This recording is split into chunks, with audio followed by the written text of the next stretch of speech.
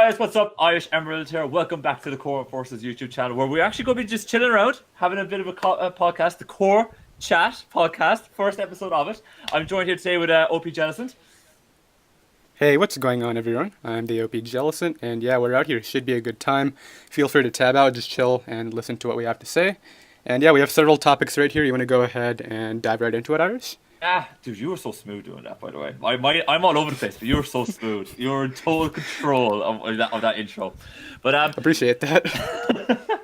But today, you guys, we're going to be discussing the upcoming Smogon RU changes that they're going to be testing within the format. We're going to have a bit of a drafty discussion as well, and then we're going to be answering some of the Twitter and Discord questions that you guys gave to us that you would like to hear us just kind of go through as well. So that's what we're going to be talking about today. As Jelly said, make sure to tab out, free to do so as we just kind of ramble on and give our thoughts on it. And if you've got any topics that you would like us to talk about in this podcast, definitely feel free to let us know, whether Discord, Twitter, or in the comments down below. We love to we want to cater to you guys. So that's we'll leave all the links down below in the description for you guys to check out. Leave it wherever you feel necessary, and yeah, we'll get to it. So definitely cool. I think without further ado, I forgot to actually congratulate you on your latest league win, buddy. I should have just said, I should have introduced you as reigning, defending IBLD league champion, but I butchered that one, man. I butchered that. Nah, you're all good, man. That's in the past now. That was like 2 weeks ago. Moving on. He's like, I'm moving on to the next thing. Don't care about that anymore. Draft league soon. Eyes. Love it. I love it. Okay, we'll just dive right in. We'll talk about the upcoming Smogon RU changes. If you guys haven't or do not know what the RU changes are coming to come in, I'll leave a link to the tweet from Smogon about it, and all the various things of that will be down below in the description. But basically what Smogon are doing is they're going to be running several retests from the RUBL tier within RU itself, and they're going to be kind of like staging them each one by one, rather than just throwing all of them right into the tier immediately. So they're going to be starting off with Mega Sceptile. Yeah, and then I believe they move on to Stack Attacker from there? I believe so. I believe they're moving on to Stack Attacker. But and then there's Talonflame, Reuniclus, Mega Slowbro, and Megapsel, I believe, right? Those are the ones in question. So Mega Sceptile is definitely up first. I feel I'll just dive in. I give kind of my thoughts on that about it initially, because I think we'll just go down each one by one as to for sure fit in the tier and if they'd be too broken or not.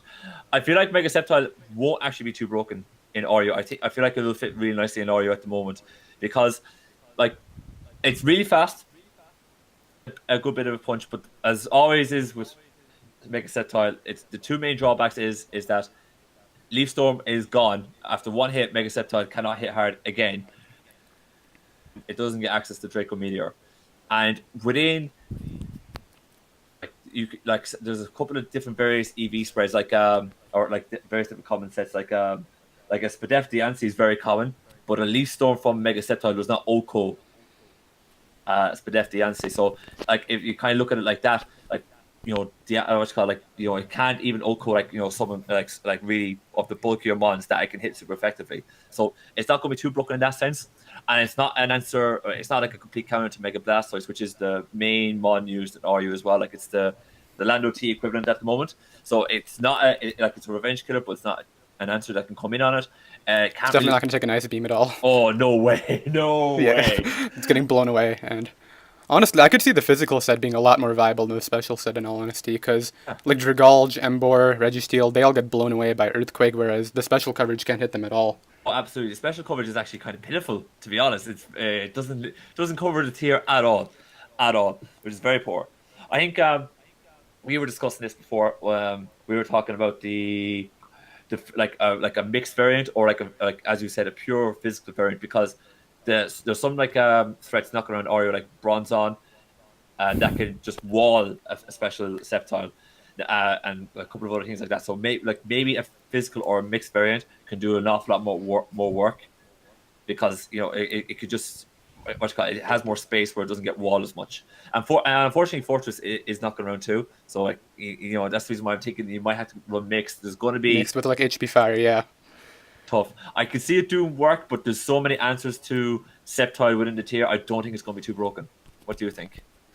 I don't think it's going to be that broken either. I see Dragalge, I see so many checks. Even Florges can take it on quite nicely. I guess maybe like +2 Leaf Blade can do a bit of work against that, but there's just so many checks. The speed tier is obviously nice, but aside from that, it doesn't really have much going for it. It'll definitely be balanced the way I see it. Yeah, I think so too. I think so too. And hopefully it stays. I think it'd be really cool if it stayed. Because it Yeah, just, actually, I would love to toy around with that. That sounds really fun. it's some really good fun. And like you're not going to use it in UU because it will just get absolutely smacked around, I think, in UU. Whereas in RU, I think it can actually not be breaking everything. So Yeah, I'm it definitely has its merits down Yeah. there, whereas UU definitely is just going to get overwhelmed by everything. Like Scissor, Oh. those are all just going to blow away in UU, sorry. Yeah, it's just going to wreck it. Unfortunately, it's just the way it is. You know, I think, I think that's definitely Megaceptile. Hopefully, it stays down. And by the way, guys, if you have been toying around with RU with Megaceptile as well, let us know what you think about it and your thoughts on the Smogon RU tier changes or suggestions as we kind of go along through it. I don't know what you thought about Stack Attacker. I mean, I don't think Stack Attacker is actually going to be that great. Obviously, Trick Room Sweeper is definitely very potent, but there's a lot of slow mons that can take advantage of, like Jaraball.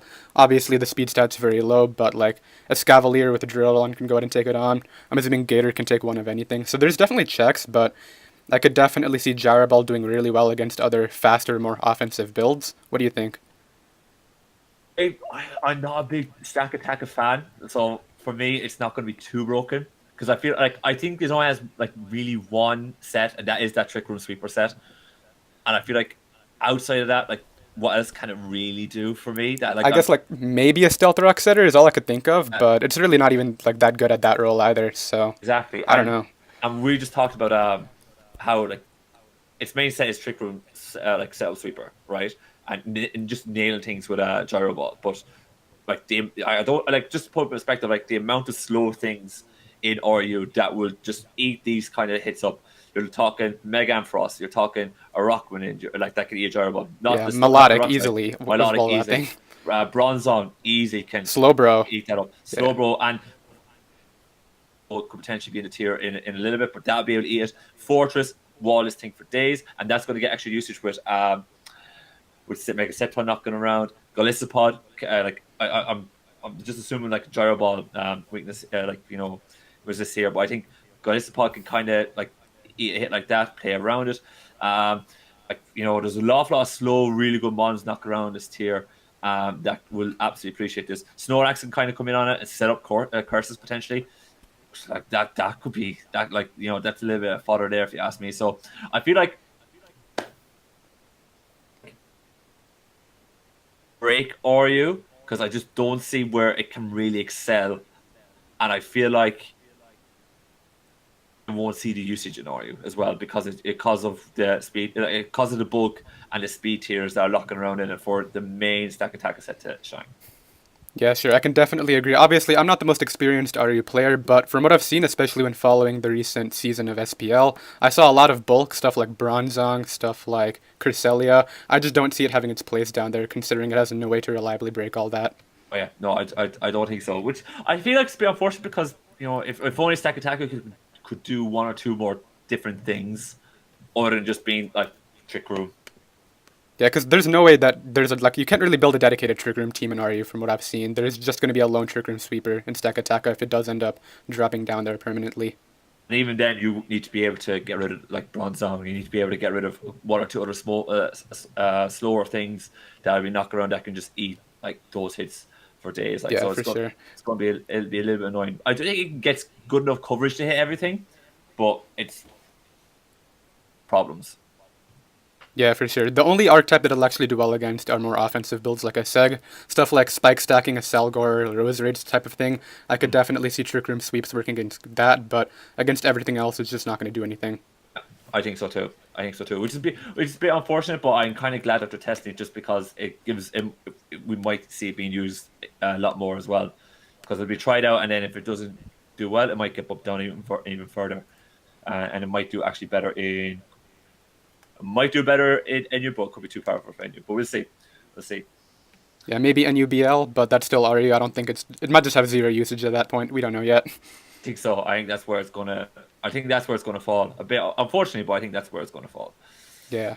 Anyway, so we want to move on to, I guess, Talonflame next? Yeah, let's move on to Talonflame because I feel like Talonflame could do well. I feel like Talonflame could do reasonably well here. Yeah, I feel like, kind of like Mega Sceptile, the speed tier is nice, and it definitely has a lot of its offensive merits, but there are very good, reliable walls in it, like, significantly a lot in RU from what I've seen. No, there is like Arcanine is like could just deal with this thing for days, absolute Yeah, I days. feel like the thing is with Talonflame, you have to play super offensively. You have to SD as they bring in their switch-in and try to nail the Z move on that. And if Yeah. you miss time, then it's just not going to do anything that game. Oh yeah, because of the speed tier, say like once you get up to +2, there's not too much knocking around on you that's going to be able to speed this thing. Yeah, for sure. But there's definitely I could see like Steel Wing being good coverage for Deontay, but even then, it kind of has 4 move slot syndrome because you need SD, dual stab, and then I guess Steel Wing, but then you're walled by so many other things. So I don't know if it's worth. I don't know if it's worth. I think where its niche will lie is that, excuse me, it would be very good as kind of to partner up with somebody else.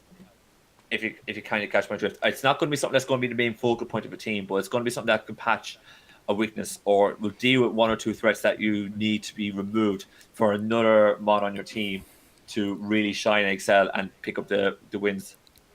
Yeah, I could definitely see that because if you have a thread that you need something gone for, if Talonflame forces that mana, and you'll definitely be able to open up the path for other said Pokemon, kind of just open up that win condition. So if the matchup works out, it can definitely go ahead and do that. But other than that, it's just kind of in the same boat as Mega Sceptile the way I see it. I think so too. I think it'd be even worse off though than Mega Sceptile because like Mega Sceptile has does have checks and counters to it in the tier, but at least that can set up and it can be physical and special. I think we both agree that there's ways for that to shine both physically and especially in a lot more than Talonflame. Whereas I think Talonflame has to run Z Flare Blitz. Yeah, it's more either often that than or not. Z Brave Bird, yeah. Z Flare Blitz, and there's also the fact that Lycanroc does because knocking around in the tier, and Yeah, Rhyperior is right there as well. it's just going to get absolutely bopped by those sort of things, which is a bit unfortunate. And so I think its main issue is just as extra support for like other mons that would be on the squad. If Gale Wings got buffed to what it used to be now, it might be a little bit better. But the fact that I just don't see it shining. Like Oh yeah, just the fact that it forces hazard control on every team just to activate Gale Wings is kind of ridiculous. I don't see it being that great. yeah, and how easy it is to get rocks up with Bronzon in RU at the moment. Yeah, and Registeel, like there's so few mons that can OHKO Registeel, you just throw them up and Talonflame is crippled at that point. Yeah, it's useless at that point. Like so it's very unfortunate, very unfortunate. But I do think it can kill stuff that needs to be killed for a team, but it's going to be very niche. I still think it'll Yeah. do well in it'll have usage in RU, but not same usage as Mega Sceptile will. Yeah, for sure. So you want to go ahead and talk about Reuniclus now? I think this thing could potentially be broken in RU. Yeah, I think so too. Like I see it have a ton of usage in UU and OU with the whole like double dance, acid armor, calm mind. What prevalent dark types are there in RU? Is my question. JPon is not going around. Honchcrow's not Yeah. going around. Mandy's not going around. Umbreon's not going around. So those are the main dark types. So like maybe Honchcrow is probably like the most like it's probably the best revenge killer. Yeah, I could definitely see that. Honestly, even more than the double dance set, I could see something like a more life orb trick room set working out for this thing with 3 attacks. Yeah, I think so. And unlike Sakataka, I feel like Reuniclus with the life orb and the trick room. First of all, it won't get bopped easily because of the times 4 weakness, and it'll have the bulk to be able to set up trick room and maybe set up trick room a second time as it's like picking things off, and that special attack that is monstrous. It's basically 125, right? That's really good for this tier. Really good for this tier. Like it's only, Yeah, especially considering a life orb boost, that's gonna hit ridiculously hard. oh yeah, no, it hits super hard, and the coverage it gets, is fantastic. Like Yeah, you for only sure. need Signal beam, focus blast. It's great. Shadow Ball for the Bronzong knocking around as well. Yeah. Bronzong again is one of those ones that's pretty much a staple on the vast majority of all your teams. like you kind of need to have an answer for it. The fact that Reuniclus can just probably not quite two shot at Bronzong if it's that set, but definitely put a lot of pressure on Bronzong that it doesn't want to switch in on the Shadow Ball and try and stall it out. So I think Reuniclus is going to be probably broken, and it's not going to be staying around for too long. I'm scrolling through the tier right now. The only two actual good switch-ins that I can find are Porygon 2 and Mandibuzz. Everything else is going to get 2-hit KO'd by some sort of move. Yeah. Oh yeah, and it's got so many options as well. Like you do not have to run Life 4. You could run the Z move. You could run the Z Focus Blast. You have a Calm Mind Z Focus Blast set to bop Steel types that would like to come in, like Registeel, and that all of a sudden, like that's not an answer for it to come in, and you can't exactly bring in how many monsters can come in and reliably 1-hit KO a Reuniclus. There's not. I'm not seeing anything really. Just like Honchkrow, maybe like. It's really just Honchkrow and Drapion. Those are the two. Maybe like Spectre Gulch. I don't know. Maybe Spectre Gulch. Maybe Banded Tyrantrum with the what's called with the head smash. Maybe I don't know. There's not too many knocking around, you know. So I feel like it's going to get insanely high usage. It's going to wall everything. It's going to be able to pick things off. Staying in RU. I think that's going straight back up to you. Bit like Darm. I don't know if you saw. I think a couple of months ago they brought Darm down to RU.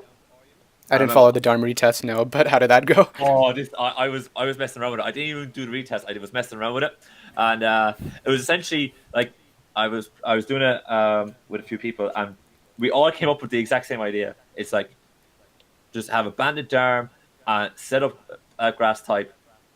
Because any form of self grass type, whether it be Z Celebrate, Shaman, or SD Virizion or something like that, like Darm just broke through everything. The set up grass type could set up on any bulky water type because everyone was carrying bulky water. It was the only you turn out on those, go right into that grass, and you'll be good to go. Set up, boom. Things are broken. Darm comes in, cleans up. It could run a bandage or a scarf. It didn't matter. It was just it was nuts. I think it's going to be something similar with Reuniclus. Everyone's going to have to be. It's going to be forced to be carrying Mandibuzz, maybe Drapion, but they're going to be forced to carry like a really bulky dark type, or come up with some ghost type that's a little bit lower down the tier. And if you're able to play around with Reuniclus really well, it's just going to create space for other monsters to do work. All right, so I think there's two more. I think there's Mega Slowbro and Mega Absol we have left. Do you wanna talk about Mega Slowbro? Yeah, sure, I'm down. I mean, it's kind of in the same boat as Reuniclus, except it doesn't have obviously the access to Magic Guard or anything like that. So it's more of just like a more pivot variant, I guess you could say. I think so, but I don't. I think it will stay because I don't think it's as broken. Because yeah, I could see it because first of all, you can Toxic it and at least wear it down with that, unlike Reuniclus, and I think as well, the water typing actually doesn't do it favors. Oh yeah, it makes it weak to. I mean, especially with Mega Sceptile potentially staying in RU after this, I could definitely see Mega Slowbro not being as great. And then the fact that you have Mega Ampharos, you have Galvantula, you have Jolteon, you have Raikou, and you have Rotom, you have Shaman, you have a couple of other like mons that could definitely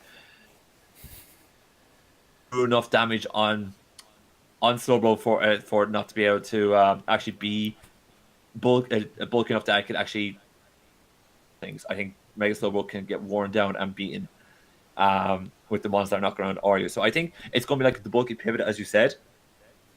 Mm-hmm.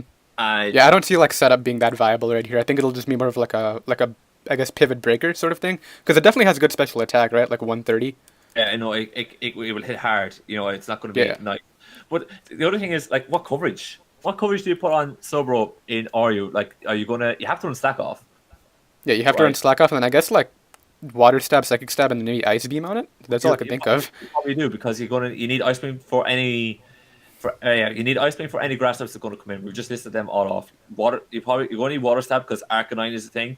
That's quite popular in Oreo. So you're going to need Water Stab because you're probably going to be wanting to counter Arcanine as much as you possibly can if you're relatively full HP. And then you need the Psychic Stab for Virizion potentially and to be able to hit other water types so that you don't get stalled. Yeah, for sure. Or you might. I guess maybe like you could run 2 attacks Toxic to go ahead and take care of bulk, and then use your other moves to take care of offensive matchups. I could see that working out too. Yeah, I think so too. It's such a hard one. Or do you run the fire coverage because you have Escavalier and Fortress knocking around like that? It's going to get 4 move slot syndrome. It's going to be tough. It's not going to be able to do everything Hmm. for you. So I don't. It's nowhere near as broken as Reuniclus for me. And I think you're in the Yeah, same boat. same. Yeah, I'm definitely in the same boat right there. I don't see it being anywhere near broken. Nowhere near broken. And then that leaves us with Mega Absol. What do you Which think I feel about? like Mega Absol just going to be like your standard, like, good speed tier, good offense, kind of like how Mega Lopunny functions in OU. It's definitely good, but it's not the greatest sort of thing. I think so too. I think.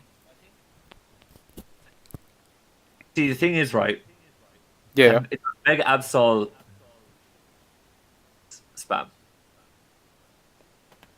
What was that?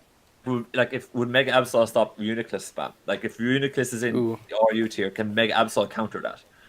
that's interesting. I mean, it does get access to Signal Beam, Focus Blast. It's definitely not reliable, but it could Pursuit Trap it, and it could just force 50/50s with it. I could see that being viable. That could be like it could. If I know I'm not, I do not think Uniclus will stay down RU. But if it so happened that Mega Absol I can't remember if Mega Absol is tested before Uniclus or not. But if it is and it stays down RU, like maybe that has to be the answer to Uniclus. Yeah, for sure. I don't I really see many other viable options there. Mega Absol, I guess it could also get like knockoff pressure, chip things down for other win cons.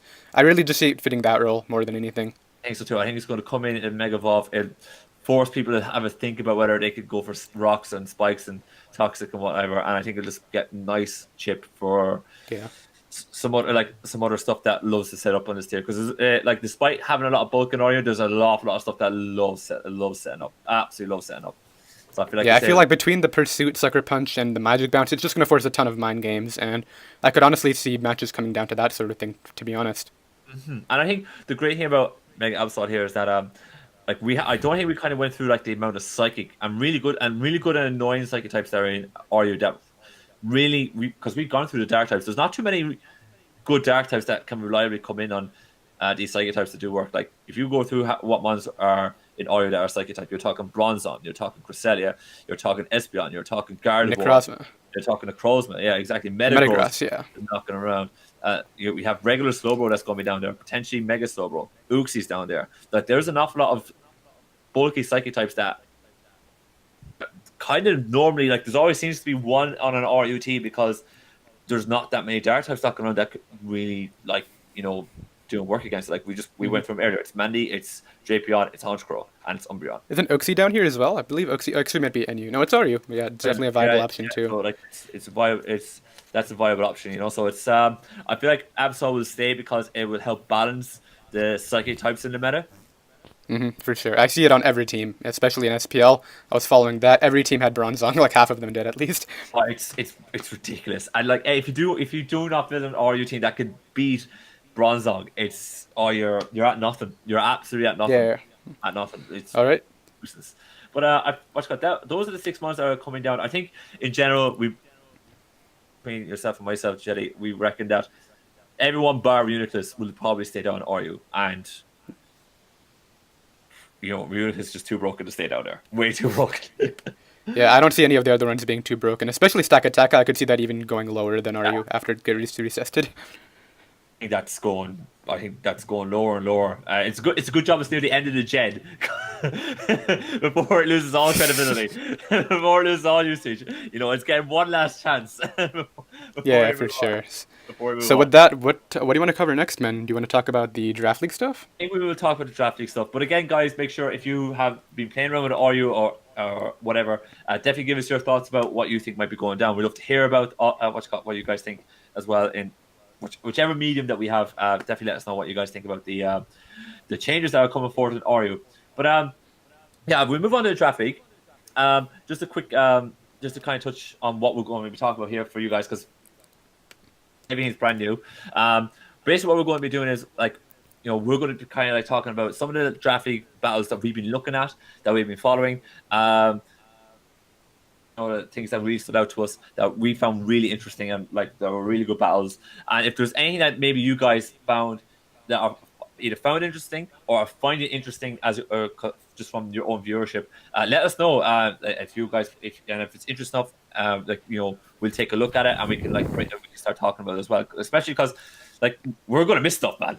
We're gonna be missing. Yeah, That. we definitely don't watch every single draft league game out there. You definitely gonna pitch in right here for this one.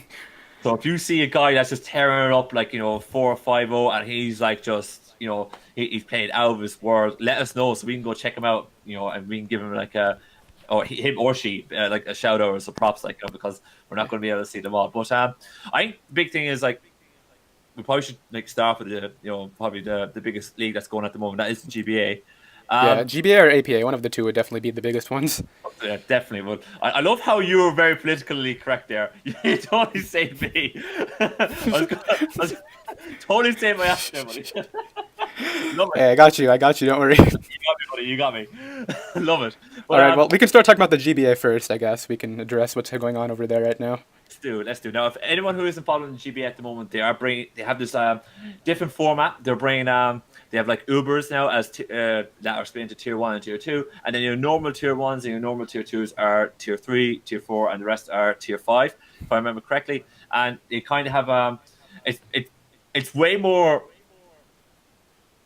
because of the Ubers knocking around. It means that teams do have broken stuff, and how everyone's trying to counter each other's broken ones has actually been quite entertaining, to be fair. It's been 2 weeks have gone so far. There's been a few matches I've followed. I know yourself, Jelly, you've watched a few yourself.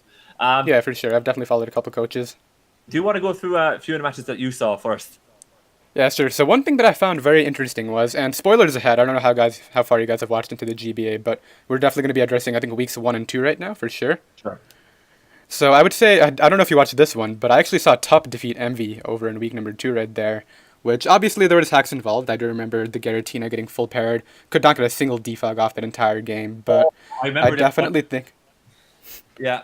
Yeah, for sure. I definitely think that despite the fact that, obviously there was a lot of hacks involved, I was just really surprised to see someone like Tup, who obviously no hit to anybody, but Tup has definitely had a rougher seasons throughout the GBA, just actually have a chance against someone like Lord Envy. It was just really mind-blowing to me. What do you think? I definitely thought it was crazy to think how Tup managed to do so much work against Envy with Miltank. Oh yeah, for sure. Like after he got those rocks to stay on the field, hacks or not, he definitely, I think, excelled in trying to take advantage of Ho-Oh being out of the game. Absolutely. And I think that's what really set him ahead right there.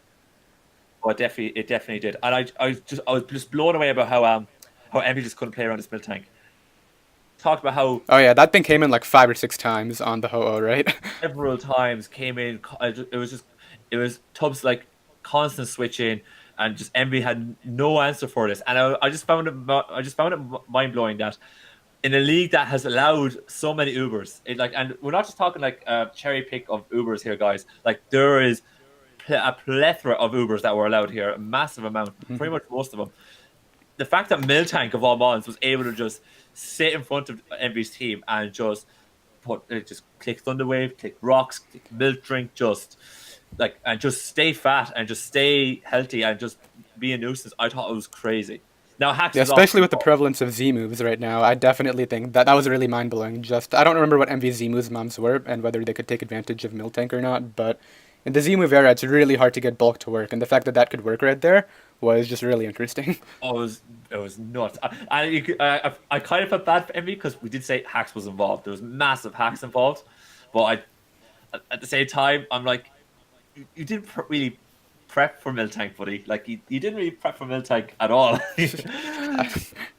I mean, I don't know. I don't actually remember exactly what Envy brought. Let me go ahead and pull this up right here. But I definitely think, yeah, Miltank putting in a lot of work was really cool.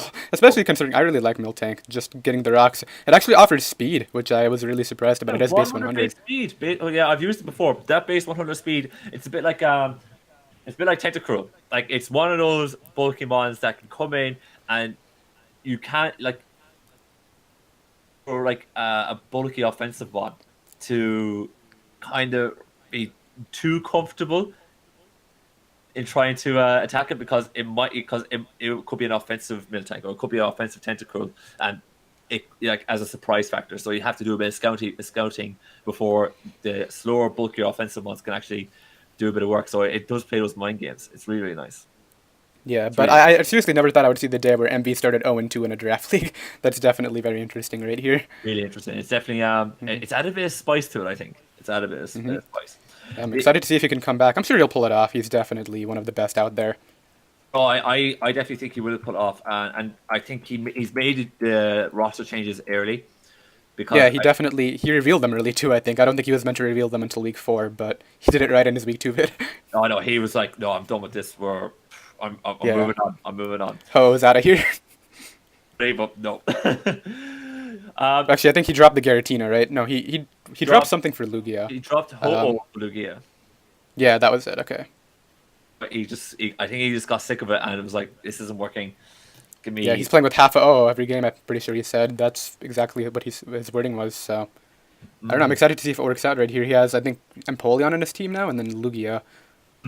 yeah, I think that will work. I Yeah. think he'll make it work. I just feel I think the problem was is that he was kind of I think in his mind he was running regenerate Ho-Oh, it'll come in and out, break things, and it will open up doors for the rest of his squad. But the main problem is that to Steph Rocks is just Yeah. a nightmare. And And when your defogger continuously gets hacked, there's really nothing you can do with that there's nothing you scenario can right do. there. There's nothing you can do. Yeah. And I think everyone kind of knows, right, Giratina is probably going to be support with defog, and then that leaves Ho-Oh to be offensive. And it doesn't give. I don't think it gave too much creative freedom in team building because those two mons are forced into two roles. And I think he excels when he actually can have a little bit of creative freedom with his mons. So Yeah, I for think that's sure. So I think despite him having threats like Lars and Leo in his division, I could easily see him going to like a 9-3 or 10-2 finish right here with the new pickups. I think so too. Speaking of Lars and Leo, I want to move. I've been watching both of them, but I want to move into Leo In the APA or the GBA run? GBA. I don't know if you've been watching Leo in the GBA, but his first 2 weeks have been seriously impressive. I don't know. Have you watched Yeah. any of his games? I definitely remember, I think Marshadow put in some work in the second one from what I remember, right? Well, Marshall put in work. Well, Marshall kind of put in a bit of work in both of them. Like Yeah. it's just so fast. It cleans late game. It's nuts. But the combination he has, if anyone is not familiar with Leo's draft, he's got the combination of Darkrai and Marshadow, which Yeah. is nuts. Because His roster looks like a nightmare to prep for. Those speed tiers and all that offense just sounds like a pain to try to prep no around. pun intended. No pun intended. It legit is a nightmare. Because like Marshadow it can just steal any setup at once. Darkrai can just come in and hit things really hard. You know, how do you? Because you need something that can eat ghost and fighting type attacks off Marshadow, but at the same time, you gotta have something that can deal with dark type moves, and it's hard to get the coverage to stop all those three types easily. So it's Yeah, I definitely think his roster forces a ton of offensive prep because when you see a Darkrai, Garchomp, Mega Gallade, Marshadow, Thunderous Eye, and Nidoking facing you down, there's no way you're gonna stall that out. You have to bring your offense that match. and the worst thing is right, he's swapped. Now normally I wouldn't advocate people dropping Mega Gallade, but he's dropped it for Mega Medicham. Oh, did he actually? I never followed up with Yeah, that. he's done that. He's dropped Mega Gallade for Mega Medicham. So we're going to be seeing like in the next few weeks from week 3 onwards that he is just like it's very hard to prep for a team that's got Marshadow, which have elite speed that hit really hard, and if you design something to kind of maybe potentially deal with it, there's just Mega Medicham there to just Yeah. smack you. And I definitely think that trade helps the speed tiers a lot out too, because before he kind of had a big gap between like Nidoking and then I believe it was next up like Garchomp at base 102. Now he has Medicham at base 100 and he still has Thunderous Eye to cover the speed tier in between at 111. So it's not like that got messed up at all with this drop. Oh, it's I think it's very solid. It's very very solid, Yeah. and he's playing really well. On top of all that, like his roster is extremely hard to deal with, and he's playing really really well. He's been my favorite one to watch so far because I've been Yeah, for sure. I mean, I definitely got to check him out in the coming weeks right here. I want to see what's up. oh no do he's been so good. He has been so good, and it's just been scary to watch. And And speaking of Leo, do you want to talk about his APA? Like it's kind of on the opposite right now. Yeah. I haven't been able to check it out as much, so definitely. Yeah, he's definitely had a rough time. I don't know if it's just like him, he was worn out at Mons at the beginning of the season, and then it just kind of went downhill from there, but he's kind of in a position where he has to win every single game from this point forward to even have a chance at making playoffs. And that's usually nothing I would ever see from Leo. He's always a consistent player. It's definitely strange to see him Hmm. like struggling like that because he is normally very good. For sure. I don't remember particularly what roster he had or what opponents he lost to. I know he definitely has some tougher opponents coming into the tail end of the season here. I know he battles Dan in one of these last 3 weeks, so that's definitely going to be an obstacle to get over. He's done it before, though, so I don't know. Maybe he'll pull it off, go 7-5, make it in. I don't I know. guess we'll find out. I think the thing is though, right? Is like, what's his focus? Is his focus going to be on APA or is his focus going to be on GBA? Like, if you're 2-0 in the GBA and to win out in the APA to get playoffs, I think it was slight on the APA, but you would focus on GBA Yeah, because you of definitely that. want to keep that up. You don't want to lose your GBA momentum trying to, get into the APA playoffs. I don't think that's smart. And this is his first time in the main league after winning D League twice. Yeah, for Isn't it? sure. Well, he So didn't win D League twice. I think, lost in semis in season oh, 4, but he was first seed both times, I believe. So there's that. yeah, so there is kind of like that kind of that incentive to say, look, I should be up here. I belong here, guys. Don't Yeah, be. there's an expectation there. Yeah, I mean, obviously it's kind of a more laid back season with the whole Ubers thing, but you definitely would still want to prove your point. Like you made D League seed 1 twice. You definitely want to show that you're viable in the main league as well. Absolutely, absolutely. You don't want to be kind of go up, flop, and then like the hierarchy there saying, oh well, that if that's the level they're at, like it looks bad on the D League, even though the D League has got like some exceptional coaches. Hmm. I didn't try to stroke your ego there, buddy. Don't worry. No, you're good. Don't worry. But actually, speaking of the APA, right? Yeah. Well, their format has gone down this year. This Do you think year. it's gone down? Just gone down. Just gone down. Got- I mean, they're doing the whole 3 drafts thing, right? They're on the third one right That's now. right. They're doing the three drafting, and I think that could well be a reason why some coaches have struggled massively because, I don't know about like you, Jenny, but for me, if my roster isn't doing too good or if I'm unfamiliar with it, like it's going to take a few weeks for me to kind of really hone in on what's working, what's not working, and maybe what to change up. And I feel like the way that they split up their draft, was it 4 weeks per draft? Yeah, 4 weeks per draft, which really like by the time you lock down how you're going to use your team, you're already moving on to the next session right there. So I don't Exactly. know exactly now. Exactly. So it's so it's so much more difficult to really get like bedded in with your team, and then when you're done with your team, and then come playoffs, like you have to pick a team based off your three drafts. Yeah, it still definitely has to fill the tier requirements, but you can pick from any group of Pokemon from any of the three. So it'll be interesting. I'm actually curious whether we'll see Pokemon like have 2 Pokemon on 2 different drafts facing off against each other. Like for example, 2 teams will have Garchomp or 2 teams will have like Cresselia. That'll definitely be cool. That would definitely be interesting. I'd Hmm. be looking forward to seeing those sort of matchups. Yeah, because that's something you really ever see in standard draft. Maybe in tournaments where like you get placed in pools with other players who have the same mons as you, but never really in standard draft ever. So it'll Oh, be cool. it definitely will be cool. But I think the structure of that format is. I think it was a cool, fun idea, but it's so different. It's just. I think it's just not really as viable. Yeah, it's not something that I could really say myself enjoying. The way I like to play is when I lock down my draft and I know what I'm doing with it, I just want to like, go on a tear from that point onward, and I don't want to have to rethink my strategy once every 4 weeks. It's definitely not something I would definitely be interested in, I guess. No, I would be the same. And even though I think like the drafting is probably the most fun part of the whole Hmm. experience because like it's the excitement of trying to figure out what I'm going to be using for the next 9, 10, 11, 12 weeks. Like and it's, Yeah, and obviously you can make changes, trades, free agents, but it's really about that drafting process. Like you're going to nail down your tier ones and figure out how you want to approach the season. yeah, exactly. And exciting part. It's also the most no, not physically, mentally draining part because it is the whole team planning, the whole team structure, and going back and forth. And like a lot of these guys have front offices as well. It's a constant brainstorming session every 4 weeks to try and figure out what we're going to need, what we want to Yeah. draft, try and keep things fresh. And you probably want to draft different things constantly because Hmm. you have a bigger pool of Pokemon then to have for playoffs. Something like For sure. if you have 2 or 3 mons that you're loving, and normally that's what kind of happens in drafts is that 2 or 3 mons you're like, oh, I'm loving these guys at the moment, having a great ball, having a ball with them, because you're doing well. But it doesn't behoove you to keep them because you have less options come playoffs. So you're kind of you're kind of almost forced into giving up what's working, extra options for playoffs, so that you become a bigger threat in playoffs if you make it. So it's difficult. Yeah, and obviously, the thing is with this playoff system is you obviously have to pick mons that are matching up well against who you know you're going to battle. So, like, there's 8 players in the playoffs versus 16 at the beginning. You definitely know, okay, I'm probably going to battle these 2 players. I should probably pick up these mons based on their... And obviously, it's not that big of a deal because you're picking from, like, what, 48 Pokemon potentially, so...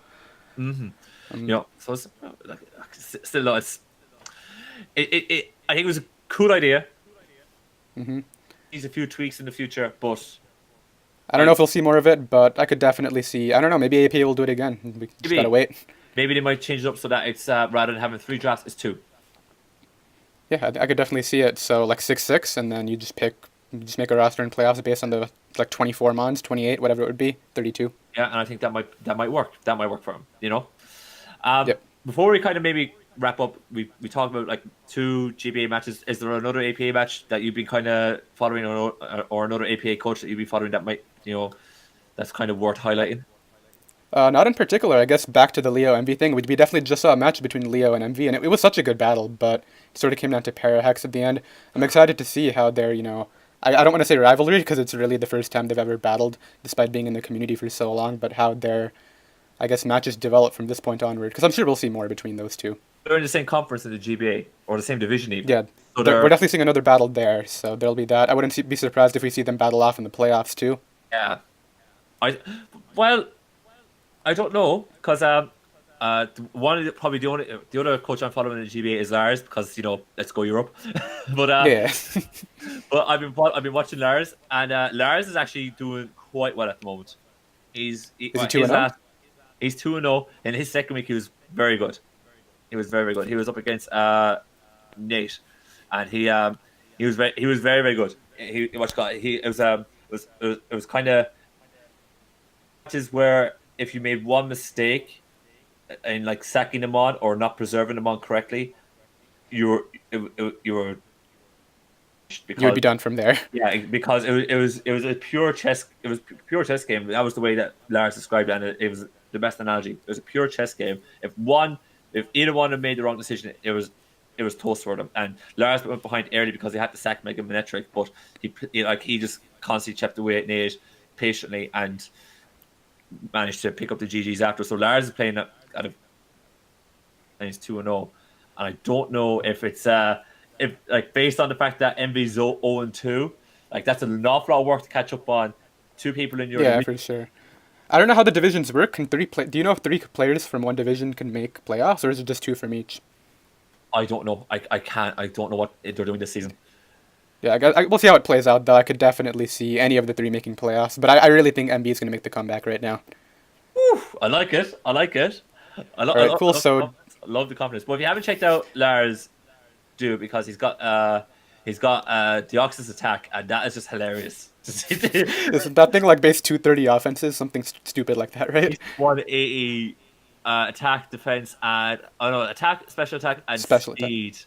Oh no, I think it's a little bit slower in speed, but I think it's 150 speed, right? But it's attack and special attack as 180, and it gets extreme speed. So that's great. It's just ridiculous. It's just ridiculous. All right, cool. So do you want to move on from the draft league discussion to our final little bit right here, man? Exactly. So, guys, what we're going to be doing just before we wrap up the pod is that we're going to be actually talking. We're going to be answering a few of the questions that you guys sent in. Thank you guys so much for answering answering our call for questions. So we'll go through it. Jay and I will we'll give our thoughts on it, and I think we'll just go from there. We have a few. We have 1 or 2 from the same person, but that doesn't matter. Anyways, we'll just go through it one by one. So I think the first 3 are from Fritzwald on Twitter. We'll go through his first one.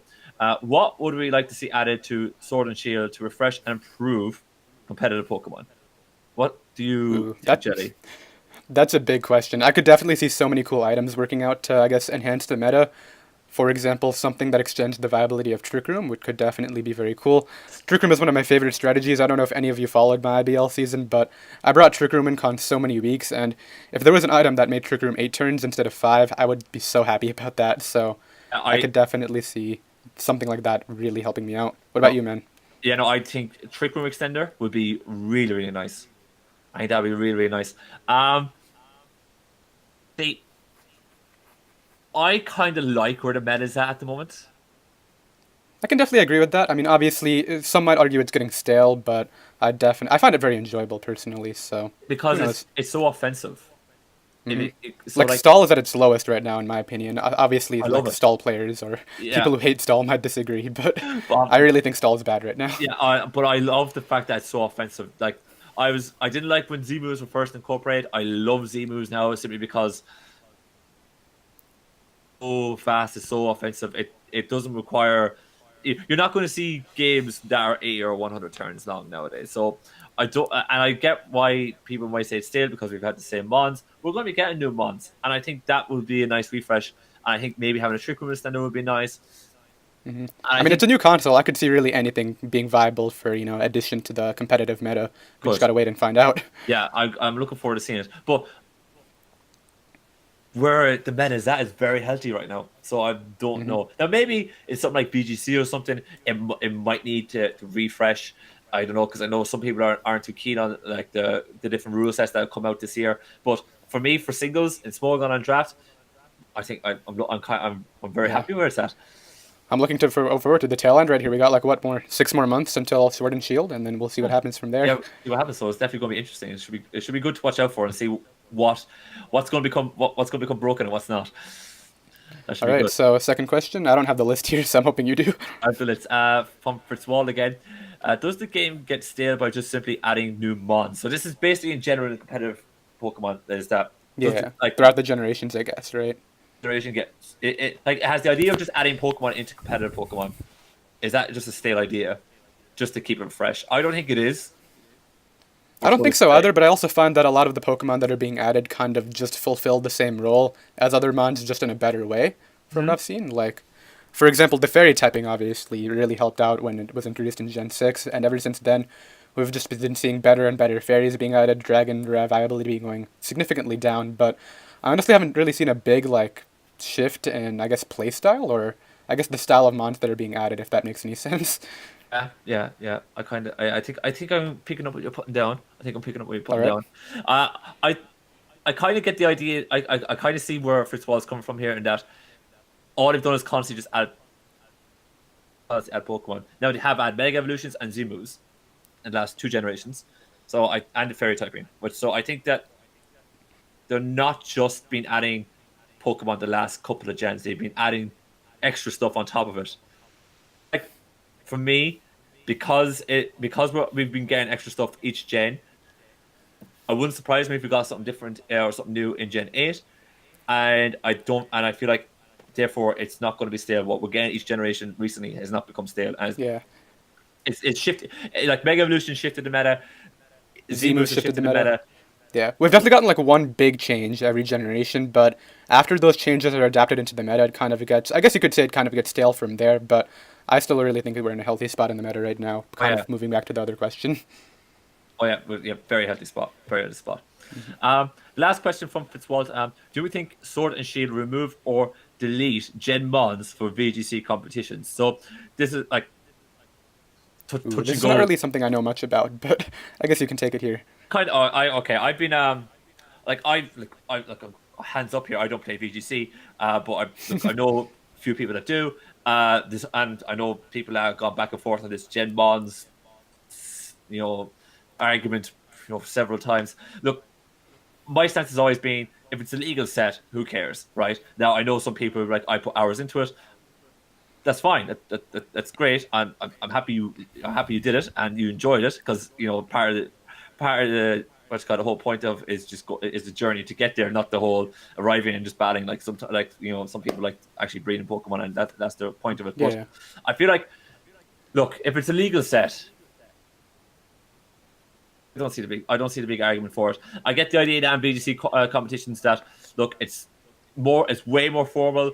There's prizes on the line, what have you. But for me, I don't see Pokemon as an esport because there's so much RNG in it. So I don't see it being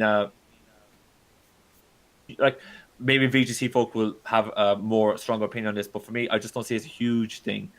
Maybe Yeah, they might. obviously, similarly to you, I don't have much experience, but in my opinion, who cares how you get them on as long as it's legal and like who cares if you take 5 hours to get them on or 5 minutes? As long as you're playing fairly in the actual competition, I don't see the big deal. Yeah, I don't see the big deal. I think for me that's where it boils down to. Now, to answer the question, do we think it's going to be like, will they be able to like hard stop Gen Bonds being played in VGC competitions? I don't think so. Because no matter what gate that they put in to stop Gen Bonds from going into games, they're still going to be put into games. Oh, Yeah, for sure. I can pretty much agree with everything you said right there.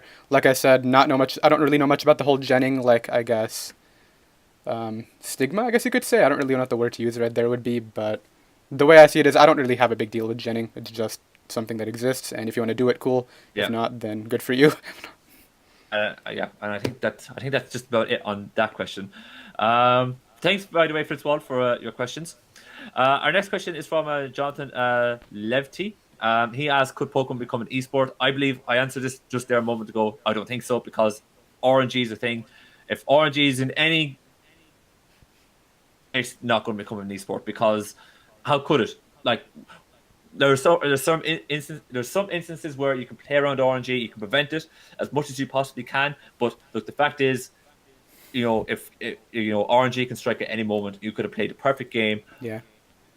You're going to take the L, and that's not how an esport should work. It should be just purely skill based, and Like I don't think esports would promote something like why put on all the time investment to get to a position in an esports tourney, which is actually like they make a lot of money there to the point where you can just get shot down by RNG. I just don't see it working out for Mons at all. And I just don't think it's viable at all. I think where it's at is probably its peak. I cannot see it going to the next level unless they totally strip out RNG. Now, if they totally strip out I guess, RNG, yeah. If they made a meta where they completely removed RNG, for example, like a battle spot setting where there's no crits, there's no missing attacks, and there's a certain move set that you can run, I could definitely see that working out. But other than that, I don't see it becoming an esport anytime soon. unfortunately not. It would be cool, but unfortunately not. Yeah. Okay, our final two questions. By the way, thank you so much, Jonathan, for your question. Our final two questions come from Commander Penguin. He asked this big general one, saying Gen 8 predictions, but I don't know how I can answer that one. That's such a big question too. Like just Gen 8 predictions in general. I couldn't tell you. Maybe we might. We could come back to that question maybe in a couple of months' time when a bit more has been revealed about Gen 8. Yeah. And maybe when we have more people on here as well, that would definitely be a fun question to get back to. Definitely. So I think we might skip that one for now, just simply because how broad it is and how little we know about it. And another good question. This actually, this should be really interesting to get your take on this, Jelly. But Commander Penguin's final question is: what are the common mistakes made in team building?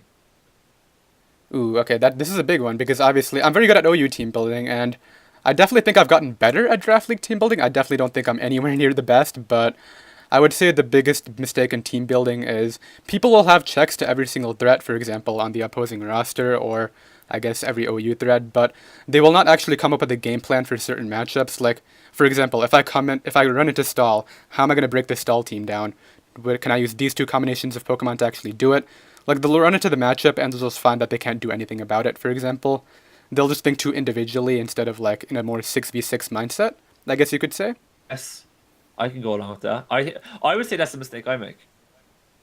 Oh, for sure. I mean, I'm not really team build with you before. We should team build for some time together. That would be cool. I'm pretty sure a lot of guys listening to be like, yes, Irish, you need help. Get Jenny to help. Do it. I've no doubt. I would say that's the mistake I would make regularly enough, because whenever I team build, I would use what's being used. I would look at the meta of what's being used regularly, and I would team build around one thing I would like to use, and make sure that okay, start by figuring out, okay, what's his weaknesses, and then start coming up with ones that can just generally beat like the top 20 stuff that's knocking around if I haven't covered them. So there might be a whole, say, if I'm playing OU, I might build a good, generally nice team, and then my last spawn will be like, okay, I have no land OT counter. I need a land OT. I need an answer for land OT. And that, like, I might run into that, and I wouldn't think about come up against a play style. Like, how do I beat stall? Yeah. How do I beat offense? Or how do I beat hyper offense? I'd be more so like, I'm trying to get this mod to work and build around and making sure everything's covered around it. So I definitely think that was a mistake that I would make. For sure. Like, obviously, if there's a threat that you, like, 100% need a check for example, Volcarona, well, it's not very viable. I run Scarf Stone Edge Keldeo so many times just to check that if I don't have another check for it, but I definitely think the playstyle versus playstyle aspect of it is something a lot of people ignore. For example, even in draft, if you have a very offensive team and you can see that they're going to bring their bulk, you should definitely bring Pokemon to overwhelm them instead of just checking all their offense, for example. That's something I think a lot of players miss and should try to focus on, especially if you're newer. Obviously, experienced players might be laughing at us right now. Like, you definitely want to check everything, but that's just something that I've noticed a lot, especially on the lower parts of the ladder where players struggle to get above the 1600s. Just focus on that, and I'm sure you'll excel. There you go, guys. Jerry just said I'm a poor player. Right there. Fact. Hey, I did not target anyone here. That's not what happened. I know you're doing. But we might wrap it up. I believe we can wrap it up here, right, man? Yeah, I believe we can wrap it up there. I believe, we're not enough to talk about. Guys, as always, let us know what you thought. This will be up on YouTube, so definitely smash like button, whatever, if you're watching it up there. Let us know, Twitter, Discord, comment section down below if you're listening on YouTube, what you guys thought. If you guys have any topics that you would like us to talk about on the podcast, let us know. If there's anyone in particular you would like us to maybe get invited in to talk to you guys, like a guest or whatever, let us know. We really want to kind of cater this to what you got for you guys. So the more input you guys give us, the more we can make this better for you. And yeah, for sure. Be sure to hop in the Discord, check out our Twitter, but if you guys want to have a topic discussed, just leave it in either of those, and we will almost guaranteed get to it. Obviously, we did leave one question behind this time, mostly due to how much little information we have, but we'll definitely cover everything you guys want to see. So hope y'all enjoyed it, and yeah. Anything else, Irish? I think that's it. So on that note, we're going to get on up out of here. As always, thank you guys so much for listening, and we'll see you next time. Later.